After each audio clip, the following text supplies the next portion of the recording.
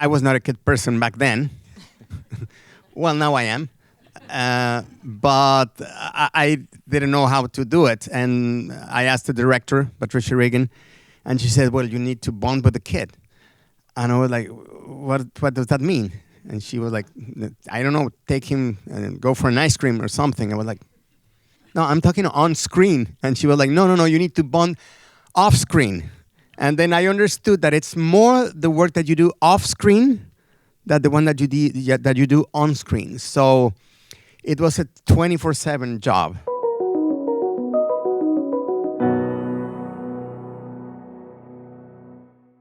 Welcome, everyone, to the SAG-AFTRA Foundation. Thank you all for joining us on a Monday afternoon for this screening of this wonderful film. And I have with me here the writer and director of Radical, Chris Zalla.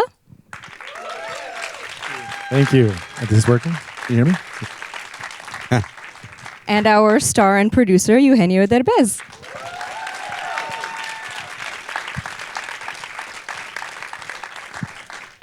My name is Proma Khosla. I am a senior writer at IndieWire, and I'm so excited to talk to both of you about truly, again, such a wonderful movie. You just saw everyone standing up, cheering, like tears in eyes. But I do want to kind of start at the beginning. You were both involved in the development of Radical at kind of different levels. So talk to me about that process. I believe it came from Ben O'Dell, right, originally? Well, originally it came from that article that you see at the end. Ben had worked with Josh Davis, who wrote that article, actually on a prior project. In the meantime, were you with Ben with Spare Parts? Or that not yet? Not yet. Yeah. So then in the meantime, Ben and Eugenio became partners and started Tripas Studios, which really now is the biggest, most kind of badass studio producer of Latin or Spanish language content in the world. And then once they were together, Josh actually sent the article to them saying, I think this would be good for Eugenio. And then that's where Eugenio can take it over. Yeah, well, is this working? Yeah, it is. It doesn't sound like it to us. It doesn't sound like it down here. But. Doesn't sound. Well, I remember that I was in Mexico City living back then when I watched I was watching the news, and they were talking about this 12-year-old girl that was born and raised next to a landfill, and now she was considered the next Steve Jobs by the Wired magazine in the U.S. And I was like, how come? I didn't understand the equation. So when Joshua and Ben were talking about this, and I immediately told Ben, we need to do this. And then I learned that there was a teacher behind her. It was a must for the company. And then they sent me the article, actually originally to direct, and in the process, Ben, when I sent him this big 10-page, this is the movie, including like how we would shoot it and everything, and he said, you need to write this. I was a little upset because if I didn't write the good script, they could fire me and I wouldn't end up directing it, but pulled it off, I guess, But the thing is that I knew I was writing it for him, and that's not something you always get as a writer, is to actually know who's going to play the actual character. And believe it or not, the real Sergio is not quite as luminous as this guy. He's certainly not as funny. He's truly like a living saint. He's the real deal in every way, and we can talk about him, but I knew that I had, this light that I was going to be able to bring into this world, and immediately, on some level, that it was enough to just know the pieces that I had to work with, and on some level, kind of galvanized what the movie was going to be. Yeah, and can you talk a little bit more about the writing process and, pulling something like an article or even a true story, either of those separately is so challenging to adapt, and then weaving them together and creating this really kind of triumphant film in the end? Yeah, there were a lot of, and we just did an absolute ton of research. We felt really, it's a true story, and though some critics don't like the fact that we told it, we felt really obligated to hew to the truth and to what happened. And one of the conversations we had early on was, And one of the things that I keep saying lately, like it's very hard for gringos not to see the world through gringo lenses. But one of the things that, this was a movie that we really made for Mexico. And I think going back just a second to the story of how this came to be, Eugenio on the Tales of CODA had his choice. He could do anything he wanted. And I think it's very significant that he chose to do this movie and leverage his power, his celebrity, his marketability to not, and he had Marvel movies on his desk, but to choose to do this. And so we felt like, we ask ourselves in terms of the true story and everything that happened, what do we want to do? What kind of story do we want to tell? Where do we want the window to be? And we decided that we wanted to capture what had to happen in that room. And what had to happen in that room is some teacher had to wake these kids up and inspire them and take them on this journey, this emotional journey. And it felt like that's the story we needed to tell. I want to go back to something you said just at the top of that response. You said some people don't like that you're telling this story. Can you elaborate? Oh, well, apparently making crowd-pleasing feel-good movies is a bad thing.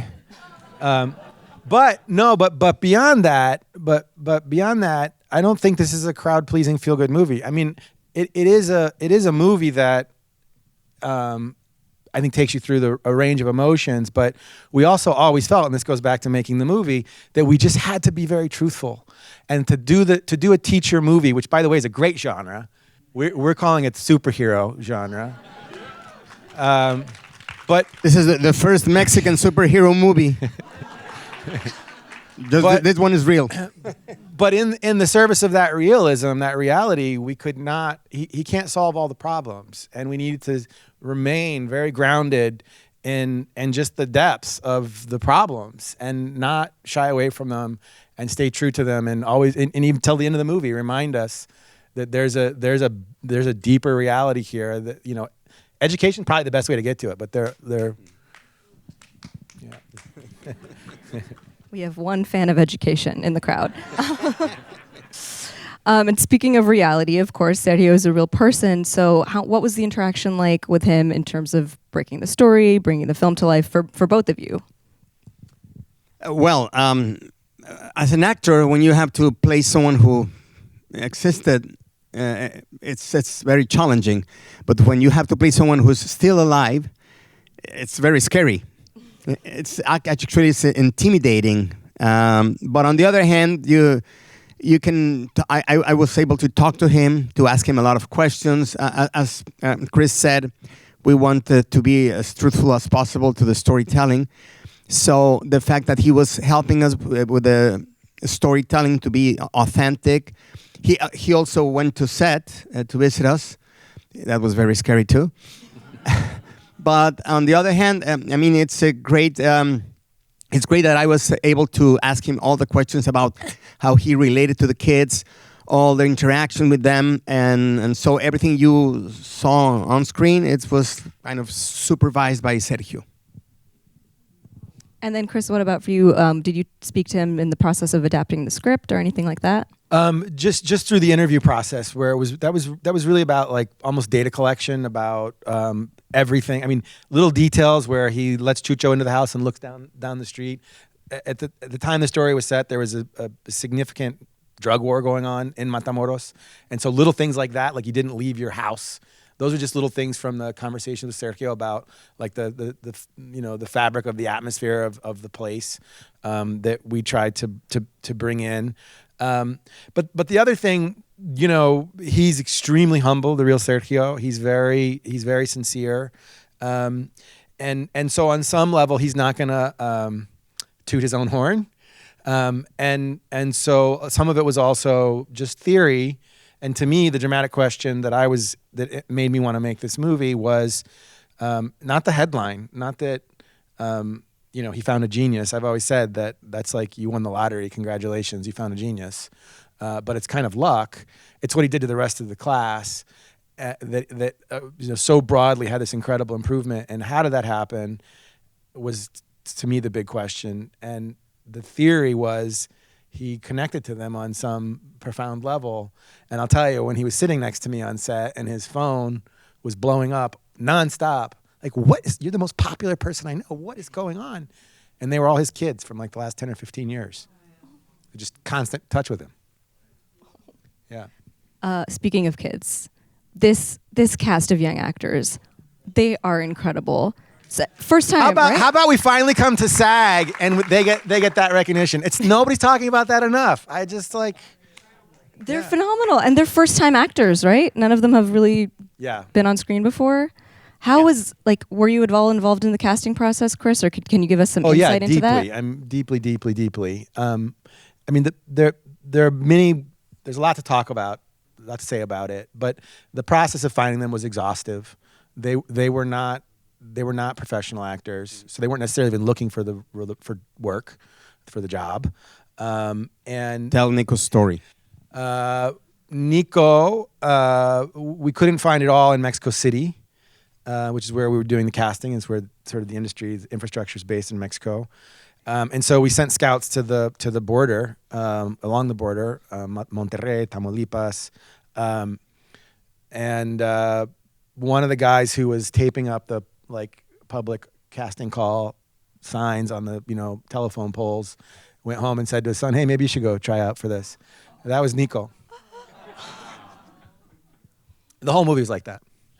Oh my God. The whole movie. Goodness. So there was that process of really finding kind of the real kids, but finding kids who clearly had some talent. For Nico, he had this awkwardness and insecurity, whereas actually the producers were kind of pushing for him to be like Narco. I was like, I want him to be something different, something else.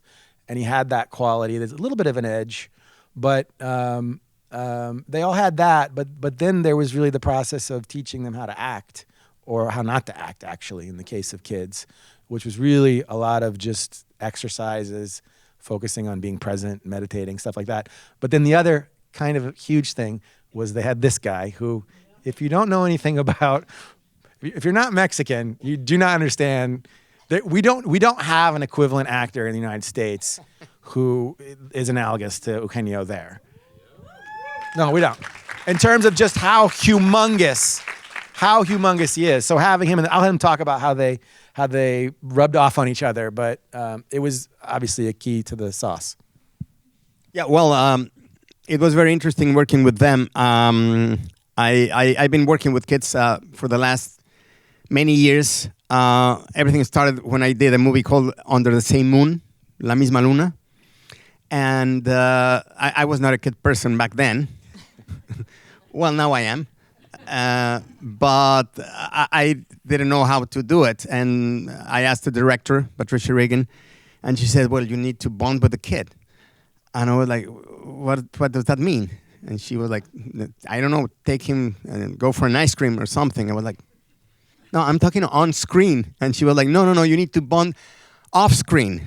And then I understood that it's more the work that you do off screen than the one that you do on screen. So it was a 24/7 job. You have to be playing with them all the time. I remember that I arrived at makeup at 6 a.m. and they were there, and you have to, play with them, do a lot of jokes, and they were constantly doing tons of stuff that you do at school, like calzon chino. How do you wedgie? Yeah. The wedgie thing, and many others that we do in Mexico, and that was 24/7.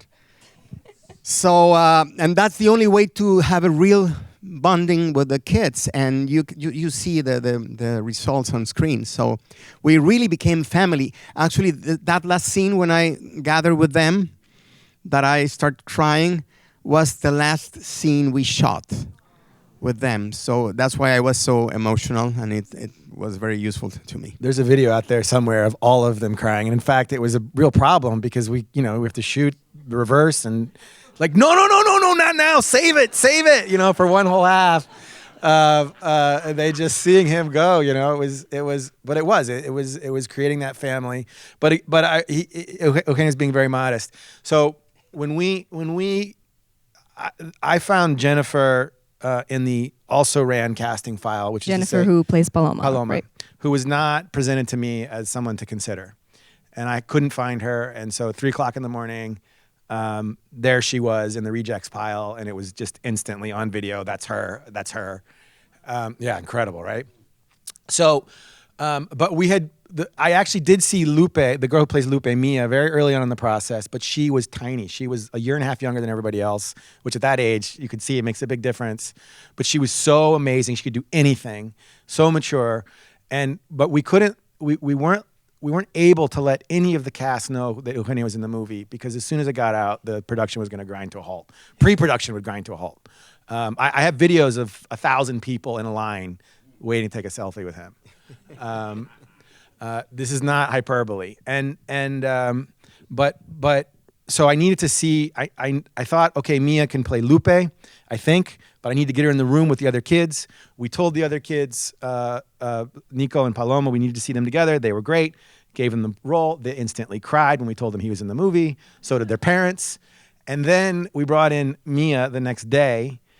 The other two kids were now doing camera tests. They were all in their costumes, and she auditioned. Of course, she was amazing. You have the part. Everybody cheered. And there's one other thing that you need to know that we haven't told you yet, but I'm not going to tell you. And Jennifer, Paloma, can we cut? I want to tell her. Yeah. So she walks forward to Mia and she goes, "Okay, name an actor." And Mia goes, "Eugenio Derbez." She goes, "That's Sergio." That's who he is. That's who he is in Mexico. So the point is they had this idol that had been in their families for 20, 30 years that was there to look up to, and nobody is harder working than him. Nobody is less of a diva than him. Nobody's more generous than him. And so they had this incredible model as well that was, for me as a director, just an incredible asset. Just incredible. Yeah, of course. And that is a great segue into talking about Eugenio, who I know that there's been so much talk about kind of you doing this as your big leap from like comedy to drama kind of. It seems very natural. Like it works very well. And I would love to hear about not just the challenges, but actually what might have been surprising and maybe kind of easy. Well, switching from comedy to drama it's hard. I mean, I always wanted to be a dramatic actor. But I never got the chance. I mean, at least when I was in Mexico, it was like impossible. Everyone was like, no, you are... I'm very well known for my characters, so everyone was like, no, you are Ludovico Peluche, or you are, or El Longe Moco. So they didn't give me the chance. So when I moved here, and I really wanted to do this. So after CODA, we thought this was the perfect moment. But it was really scary to me, and especially because when we were about to start, I felt that I was not getting there, and then when we were designing the character, I told Chris, I think I should do something with my hair to look more like Sergio, and he didn't want to. He was like, no, I want you like that, just be you, and was like, no, you don't get it, Chris. Everyone is going to see Eugenio because they know me pretty well, so I want them to see the character. And see, we were arguing in a friendly way, but we were like discussing. And then I remember my business partner, Ben Odell, he said, well, you're the producer. If you want, you can tell him I'm doing this and that's it. And I was like, no. No, I'm talking as an actor. And the actor should respect the directors. So I can't play that card. I mean, I'm an actor complaining or whatever, but that's not what it should be. So I will do whatever he wants. And so he won because he's the director, and he was right, actually. It was really, it's just that I felt like naked, basically. I'm always like, like... Yeah, which was my whole pitch to you was,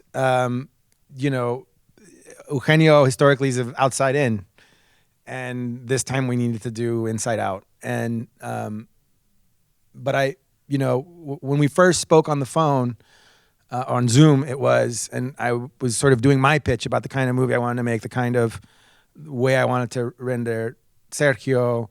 I asked an almost rhetorical question like, "Do you think this guy even knows what he's doing?" And Eugenio was quiet for quite a while, and he said, "I don't think he knows what he's doing." And I said, I was like, yes, okay, we're on the same page. But the real Sergio actually had a nervous breakdown. All he wanted to do was be a teacher, to be the teacher that he had that inspired him to be a teacher. And he was failing miserably. He wasn't connecting to his kids.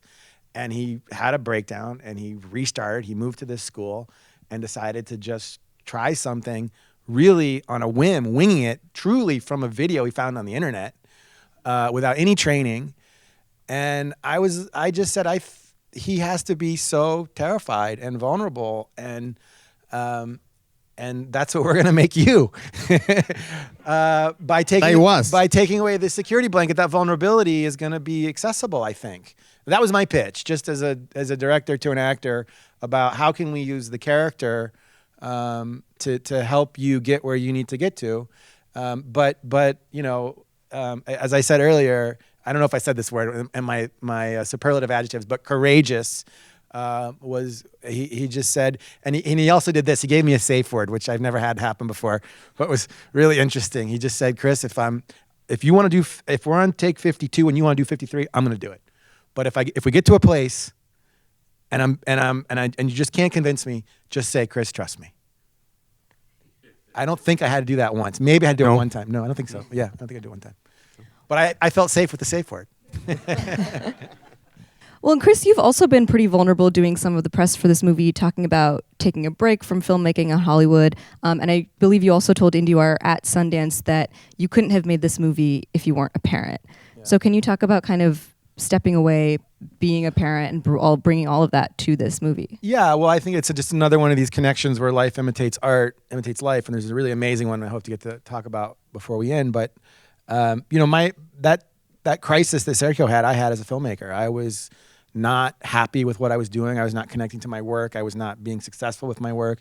I think because I was not connecting to it, I kind of lost my way. And so I moved to Guatemala, where until a month ago, I lived for the last 8 years, to start over and go to a place where I could live inexpensively and find the love again. And I found it through writing, and it worked. And in the midst of that, Ben sent me, and Eugenio sent me this article, and I was essentially primed and ready to go. But also in that time, I became a dad, and on many levels, my son, who also, and this is sort of a personal thing, but he has some educational challenges, and he's definitely Nico. And so I wrote this movie as much to understand it from that perspective as anything else. And so, yeah, I think the thing that I learned in the journey was the only way for me to work from now on is if I can really get my hooks into something. And there's nothing wrong. In fact, it's preferable if I tell a producer, look, this is the way I would do this, because this is how I'm going to get jazzed and be like into this for 3 years for 20 hours a day, which is my job, right? And if you like it, awesome. And if you don't, maybe the next one. And there's nothing wrong with that. In fact, it's the right way to go. And that's kind of what I learned through the process. That is great. I think we have a microphone for audience questions. There it is. Yes, we have a hand over here. Oh, if you go up to the mic stand, yeah. So I'll tell, while she's going there, the story that I wanted to tell was the way in which I was asked the question about how did you find Paloma at Sundance? And when I told the story, and by the way, asking me about how I've changed, I became a terrible crier. I now cry 3 times a day because of this movie. Through it, he can attest. I would give him directing notes, and just in the middle of it, start crying. That's not untrue. But somebody asked me, how did you find Paloma? And I told the story that I told you in the middle of the night, and I started crying. And they said, well, what about that just made you cry? And I was just being hit with the realization. My answer was incomplete. I said, because I found a genius. But the realization that I was being hit with was, here I go, that the movie was a proof of the story that we were telling. It was a proof of concept. The genius is everywhere. And that all these kids needed was somebody to point a finger at them and say, hey, you've got something. I value that. I value you.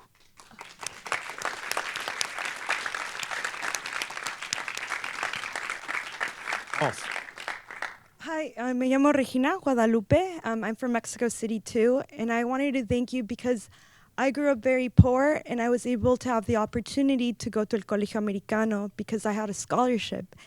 And when you guys emphasize the importance of education, I clap because that resonated to me, because Mexico, two things, has the biggest wealth gap in the world. The biggest wealth gap. Has the poorest of the poor and the richest of the rich.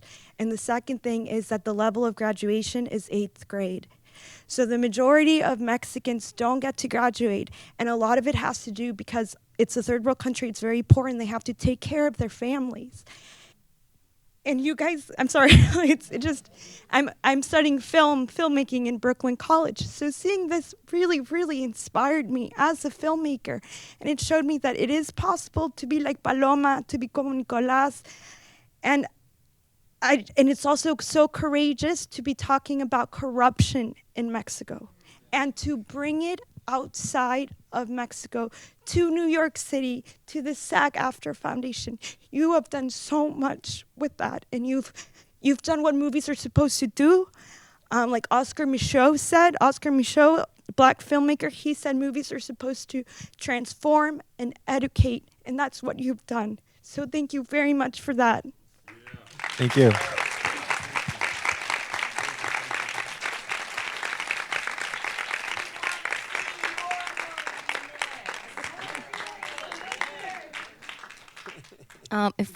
If no one has any other questions, I do think we're almost at time. Oh.